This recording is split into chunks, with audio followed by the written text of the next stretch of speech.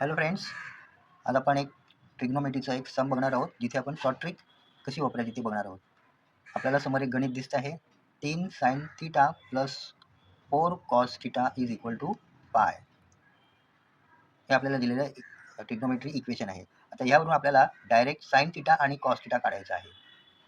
3 sin theta plus 4 cos theta is equal to pi, यावरून sine theta आणि cos theta काढायचा आहे. आता आपण लॉंग मेथडनी हे सॉल्व्ह करू शकतो, पण आपल्याला शॉर्ट ट्रिकचा वापर करून आपल्याला कमीत कमी वेळेत हे सम सोडवायचं आहे. त्यासाठी काय ट्रिक आहे, तर 3 sin theta plus 4 cos theta equal to pi, यावरून साइन थीटाची किंमत काढताना फक्त आपल्याला एवढंच लिहायचं आहे. साइन थीटाचा कोएफिशियंट काय आहे, 3 आणि इज इक्वल टू पाय आहे. तर साइन थीटाची व्हॅल्यू आपल्याला मिळाली 3/5 किंवा 3/पाय.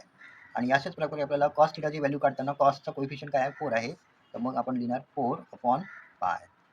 म्हणजे हा इथे पाय हा हायपोटिनियस असणार आहे, कर्ण असणार आहे. अशा प्रकारे आपण हे शॉर्ट ट्रिकने हे सम आपण सॉल्व्ह करू शकतो. असंच एक आपल्याला गणित आपण बघू शकतो.